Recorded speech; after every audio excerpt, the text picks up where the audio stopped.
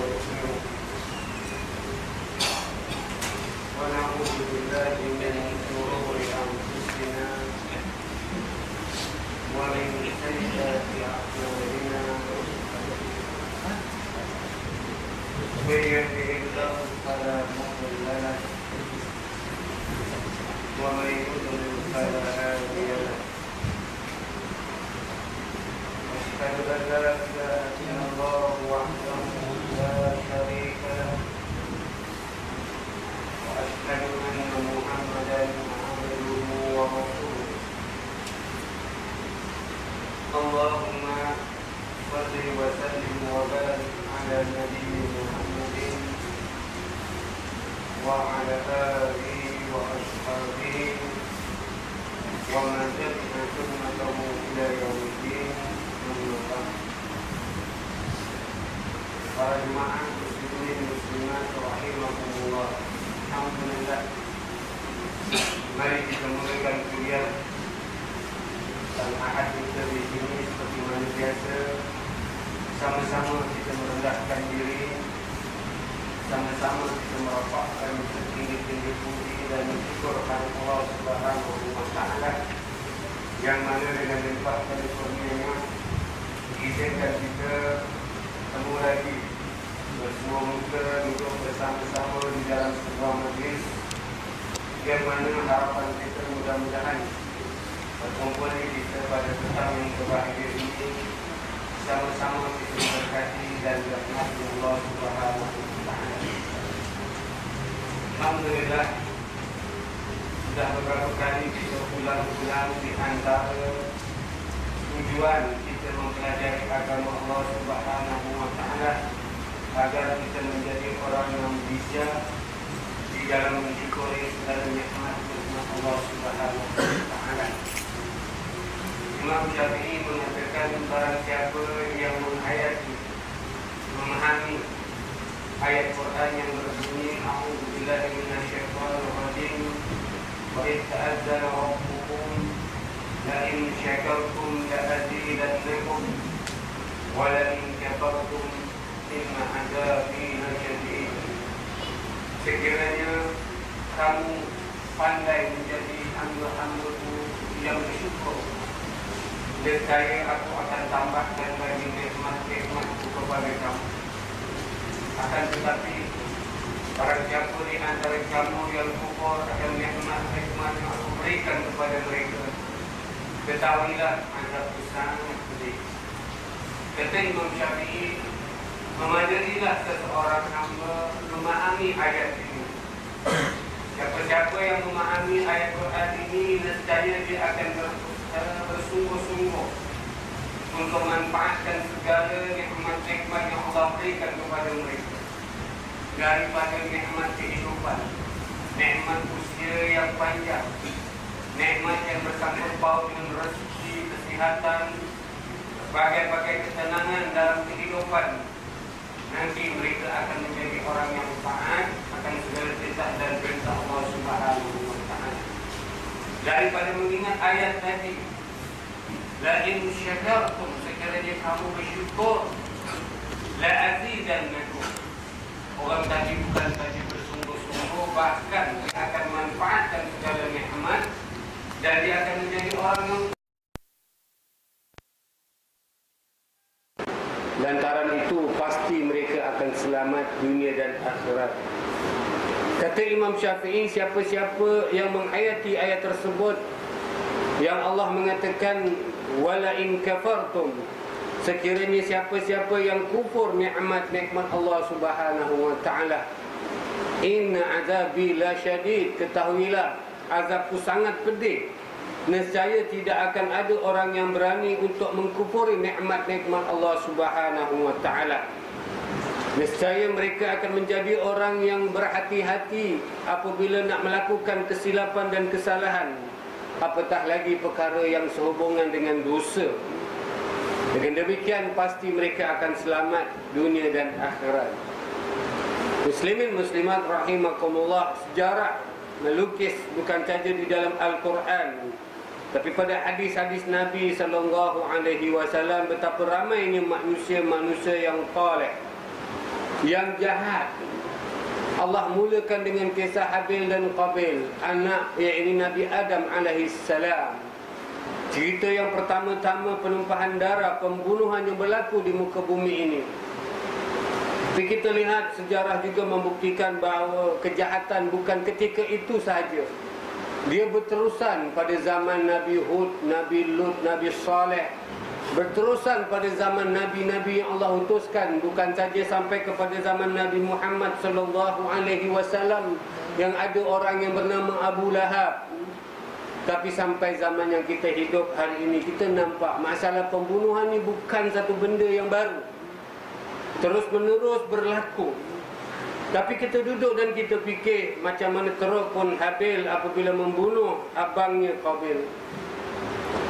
Sebagai seorang manusia, dia masih mencari-cari bagaimana cara nak menanam mayat tadi. Ini yang kita pelajari. Macam mana jahat pun manusia dia sanggup membunuh, tapi dia nak menanam mayat yang dibunuh tadi. Di akhir zaman ini kita lihat manusia lebih jahat daripada yakni orang-orang sebelumnya. Dia lah dah bunuh satu manusia, dia tak tanam, dia masuk kat dalam tank air pula. Allahu Akbar. Punyalah jahat. Yang satu lagi kita tak ceritalah, yang campak kat laut ni. Tapi yang kita cerita ni masukkan dalam tank air, orang lain pula dah sekarang dah tak nak berani minum pula, minta tukar tank baru pula. Zaman yang kita hidup ini memberitahu kepada kita manusia ni semakin jahat dan dia tidak kenal dia ini garis kasar mana satu yang dikatakan boleh ataupun tak boleh. Saya pernah cerita dengan jemaah bahawa menurut apa yang saya fahamkan, memakai jubah ini tidaklah menepati sunnah, kerana Nabi tidak pernah memerintah. Nabi pakai jubah sabit pada hadis-hadis yang banyak kerana Nabi orang Arab. Takkan Nabi nak pakai ini kain gombang, tak kena gaya lah kan. Kalau Nabi pakai tanjat dengan kain gombang, terperanjat Abu Lahab, dia tak. Apa saja nak sedara aku, dah lah agama yang kau bawa ni kelakar. Kau pakai pakaian mana pula kan. Jadi Nabi ada pakai jubah, tapi Nabi tidak pernah memerintahkannya. Kan tetapi sama-sama kita ketahui, di Nusantara ini, bukan di Arab. Di Arab memang pencuri pun yang ini pakai jubah.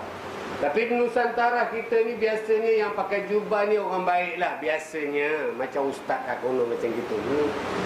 Kita tak nampak orang yang hisap ganja nak pakai jubah, dia tak berani macam itu. Menurut kacamata orang Nusantara, bahawa pakaian ini biasanya dipakai oleh orang-orang yang baik. Orang yang jahat tak berani pakai, dan orang yang pakai tak berani buat jahat. Tapi kemarin kita baca akhbar di JB, bukan saja pakai jubah, pakai sarban merompak. Apa yang kita nak buktikan di sini, kejahatan bukan berlaku dahulu pada zaman Habil dan Qabil, tapi dia akan terus berlaku sampai yaumul qiyamah. Dan orang tak kenal lagi tak. Sama ada nak buat jahat itu mestilah dalam keadaan tertentu, tak. Orang akan buat jahat seperti mana yang saya sebutkan tadi tak. Macam mana teruk pun Habil tu, apabila dia bunuh, dia cari idea bagaimana nak tanam. Yang gini orang tak buat kerja tu lagi tak. Orang buat benda-benda yang lebih teruk daripada apa yang dilakukan oleh orang dahulu. Wallahu alam, kita belajar agama nak jadi orang baik. Baik kepada Allah Subhanahu wa taala, baik sesama manusia. Tolong ingat ayat yang saya bacakan tadi. Apa kata Allah? Wa ista'azzana rabbukum. Bahasa saya, Allah telah menetapkan tentang firman-firman-Nya, satu benda yang tidak boleh diubah. La in syakartum, sekiranya kamu bersyukur, sekiranya kamu jadi orang yang baik seperti mana yang aku mahukan. Aku turunkan para nabi dan agama yang dibawa oleh semua para nabi mengajar manusia jadi baik. Kalau kamu jadi baik, la azidannakum, aku tambahkan lagi nikmat-nikmat yang aku telah berikan kepada kamu. Kebaikan yang kamu lakukan ini selamat di dunia dan lebih selamat lagi di akhirat. Wala in kafartum, tapi kalau kamu jadi orang jahat, orang yang sombong dan bongkak, orang yang tak mau bersyukur atas nikmat Allah, inna azabi lasyadid, ketahuilah azabku sangat pedih. Bukan saja di dunia, lebih teruk lagi apabila kita berhadapan dengan Allah Subhanahu wa taala di mahkamahnya. Allahu alam, mudah-mudahan Allah pelihara kita, keluarga kita, beranak kita terus menerus menjadi orang yang baik sampai akhir hayat kita. Muslimin muslimat rahimakumullah, alhamdulillah kembali kita berbincang di dalam kuliah keluarga kita yang kita namakan pelajaran akhlak. Apa yang kita cuba pelajari, perkara-perkara yang sehubungan dengan adab-adab dalam kehidupan, khusus kepada tanggungjawab seorang bapa kepada isteri dan anak-anaknya. Seorang suami, bagaimana dia menjaga amanah rumah tangga suami dan juga anak-anak suaminya. Begitu juga ini anak-anak, supaya mereka berikan hak, ini apa yang Allah tuntut kepada bapa-bapa mereka. Bukan itu saja, mungkin kehidupan kita apabila bersangkut paut dengan saudara mara kita, jiran tetangga kita, sesama manusia, bagaimanakah akhlak muslim? Bagaimanakah ini Islam menuntut supaya seorang Islam itu dia ini menjadi seorang yang boleh seimbang di dalam kehidupan mereka. Mereka memberikan hak-hak Allah Subhanahu wa taala, di saat yang sama mereka juga menjaga adab-adab dalam kehidupan. Ini bab yang kita pelajari dalam ini hadis-hadis yang termaktub di dalam kitab Riyadhus Shalihin.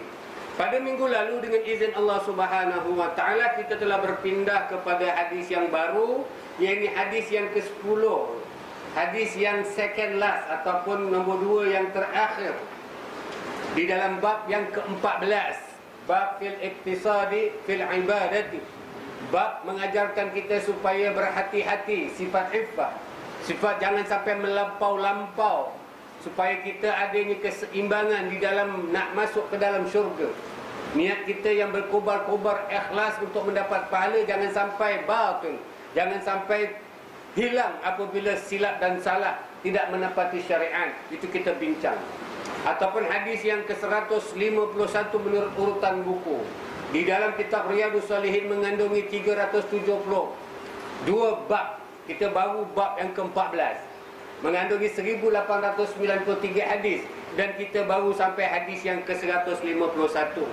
Hadis yang ke-151 menurut urutan buku hadis yang sah, yang dikeluarkan ataupun ditulis dalam kitab seorang yang bernama, yang digelar sebagai Imam Muslim.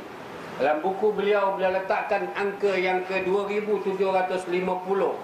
Hadis ini diceritakan oleh seorang sahabat yang digelar sebagai ini Abu Rabi'ah.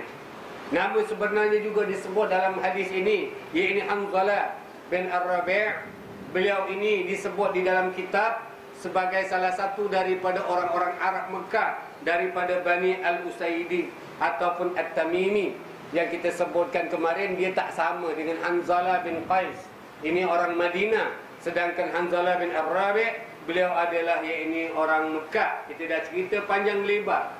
Hadis yang kita bincang ini pada minggu lalu, mulai ini panjang lebar kita nak jelaskan kerana ada disebut di situ wa an Abi Rabi' wa an Abi Rabi'in Hanzalah bin Ar-Rabi' Al-Usaidi Al-Katib.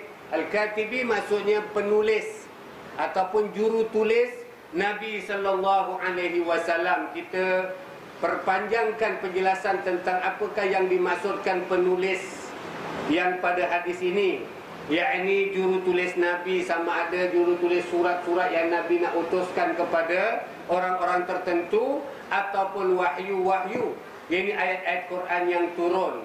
Ini panjang lebar kita bincang, lebih panjang lagi apabila saya cuba memperjelaskan kenapa Nabi Muhammad sallallahu alaihi wasallam ini ada juru tulis. Ini saya sebutkan supaya yang tak hadir pada minggu lalu adanya kesenambungan. Kenapa Nabi perlu ada juru tulis? Sebab kita sudah mengetahui Allah tidak izinkan Nabi Muhammad sallallahu alaihi wasallam menulis. Buktinya beliau ada cincin yang ada ditulis itu Muhammad Rasulullah.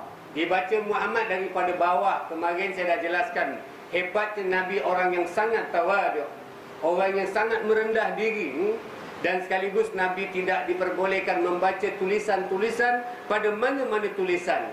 Sebab itulah Allah SWT gelarkan Nabi yang diutus ini Khatamil Anbiya sebagai Nabi yang Al-Ummi, yang disebut pada banyak ayat Quran. Di antaranya Allah berfirman, allazina yattabi'una ar-rasula an-nabiyyal ummi, orang-orang yang mengikut utusan Allah